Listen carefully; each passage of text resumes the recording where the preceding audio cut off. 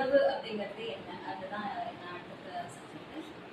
அப்பா வந்து முதல்ல துறவி அப்படிங்கிறவர் என்ன அப்படிங்கிறது ஒரு டெஃபினிஷன் கொடுக்குறாரு. என்னன்னா, சந்நியாசம் அடைவதால் மட்டுமே இறைவனை அடைய முடியாது அப்படிங்கிறது தான் அவர் கொடுக்குற ஃபர்ஸ்ட் டெஃபினிஷன். அப்போ வந்து சந்நியாசம் தேவையில்லை அப்படிங்கும்போது அப்போ எப்படி ஒரு துறவி இருக்கணும் அப்படின்னா, அதுக்கு டெஃபினிஷன் என்ன சொல்றாருன்னா, இப்போ நம்மளோட வெளித்துறவால் மட்டும் ஒருவன் இறைவனை அடைய முடியாது. வெளித்துறவு அப்படின்னு அப்படி சொல்றது வந்து இந்த மெட்டீரியலிஸ்டிக் வேர்ல்ட். நம்ம எதை ப்ராஸ்பரிட்டி நினைச்சிட்டு இருக்கோமோ, எது நம்மளுக்கு சுபிக்ஷம் நினைக்கிறோமோ, அது வீடு, பொருள், காரு, நம்ம ஆடம்பர வாழ்க்கை, இது எல்லாத்தையும் மட்டும் துறந்து ஒரு துறவியா இருந்து காடு, மலை இங்கெல்லாம் மட்டும் வசிக்கிறவங்க மட்டும் இறைவனை அடைய முடியாது அப்படிங்கிறது அப்பாவோட பார்வை. அப்ப வந்து காடு மலைகள்ல இருந்தா மட்டும்தான் பகவான இறைவனா நெருங்க முடியுங்கிறது கிடையாது. நம்மளோட இல்லத்துல இருந்தே, நம்மளோட இந்த வாழ்க்கையிலேயே நம்ம இல்லறத்துல இருந்தே நம்மளால இறைவனை அடைய முடியும் அப்படின்னு பகவான் பாப்பா சொல்றாரு.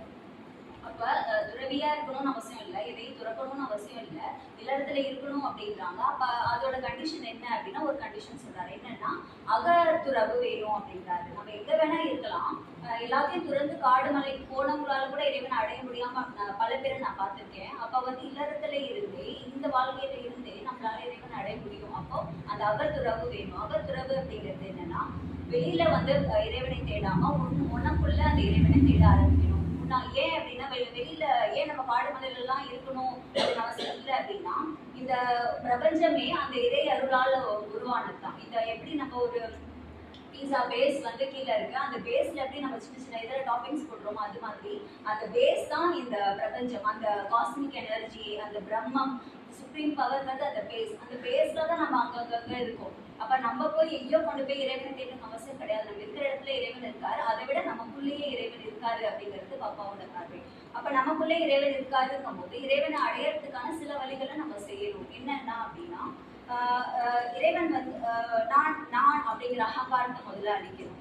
நானே செயலை செய்தேன் அப்படிங்கிற எண்ணத்தை நம்ம முதல்ல ஒழிக்கணும். ஏன் அப்படின்னா, நாம் செய்யற புண்ணியமோ பாவமோ சரியோ தவறோ எதுவுமே வந்து நம்ம பண்ணல அப்படிங்கிறது தான் உண்மை. அது எல்லாமே இறைவன் ஏற்கனவே முடிவு பண்ணது, இதுதான் நடக்குங்கிறது அவரோட அருளால நடக்கிற ஒரு விஷயம்.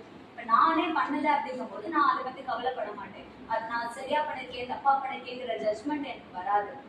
ஒருத்தர் வந்து எனக்கு கூட சொல்றாருனாலும் அதுக்காகவும் நான் ரியாக்ட் பண்ண மாட்டேன். அப்போ இதுதான் துறவு அப்படிங்கிறாரு. என்னன்னா, எந்த ஒரு செயல் நடந்தாலும் அது இறைவனோட செயலாக நம்ம கருத வேண்டும். நம்ம பண்ணலங்கிறது அந்த உணர்வு நமக்கு இருக்கணும் அப்படின்னு சொல்றாங்க. அடுத்தது வந்து